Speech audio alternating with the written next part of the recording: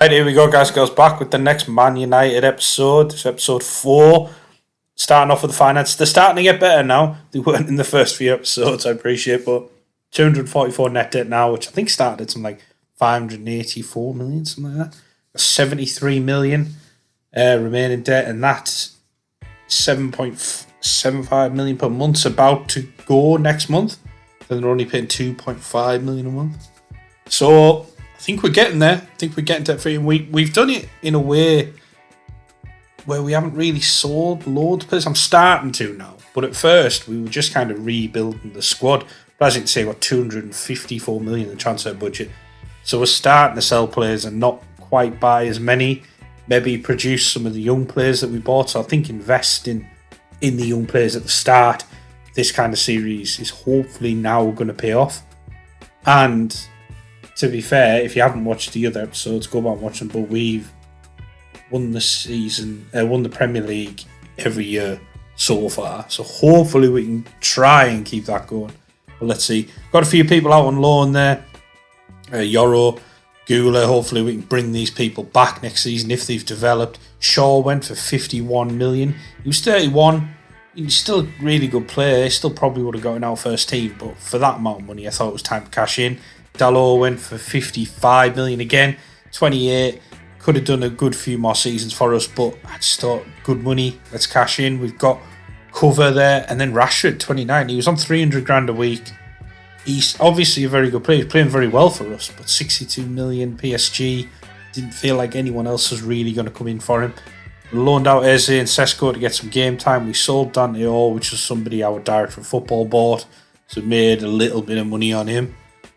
And then a couple of the youngsters, Sunderland had come in for Biancheri as well, who's not a bad player actually, to be fair. He just hasn't really developed in this game. Hoyland played very well this season, 37 goals. Garnacho, 21 goals. Rashford we sold in January, and he actually, I think it was in double figures, so he was playing very well. Lots of assists. Garnacho 18, Mount 15, Dewey and Wirtz with 10 each. We've got a good team. You know, I know we've let a few people go, but we've got some really good young players coming through. Hopefully, it start getting some more game time. Like Dewey, 21, he can progress a lot. Beto, which is one of the reasons we kind of let Shaw go, because he's a similar player, 21. Get him some game time, get him progressing. Naipan, he's probably more going to be a squad player, but again, it'd be nice if we can get these people, hopefully, turn them into world-class players, really. That's the aim, if we can. We don't have to go out and spend money on new players. But it's tough, I suppose. It's tough when you've got a squad and you want to get them all progressing. It's not easy to do that when they're not all in the first team. Got some really good players coming through. Sam Harper looks probably the best of them. Frankie Phillips, Scottish attacking midfielder. Jack Fletcher, he's 20 now, but he's still got a chance potentially. It's Harry Amos, who I think is going to be very good for us. So I know his potential looks low, but I do think he's going to be good, even if it's just as like a backup left back for us.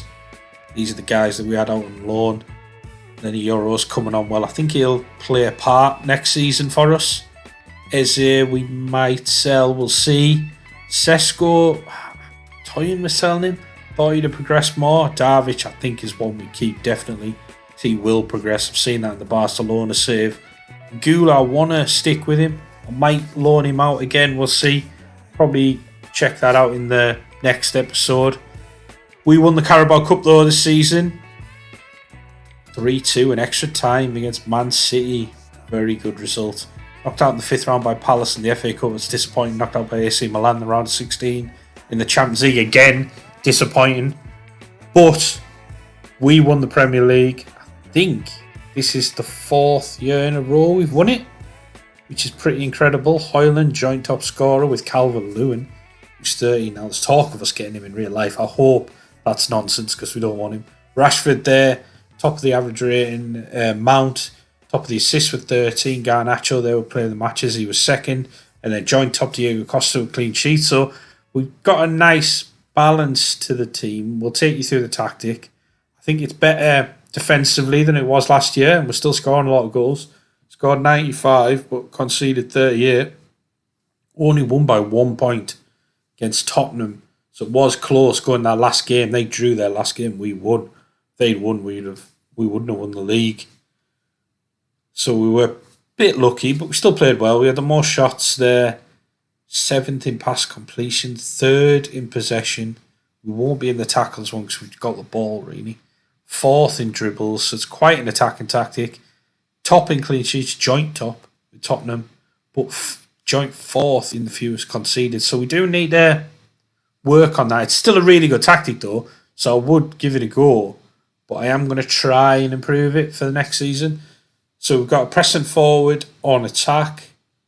We've got an attacking midfielder on support. 2 wingers on attack. They're going to mark the fullbacks.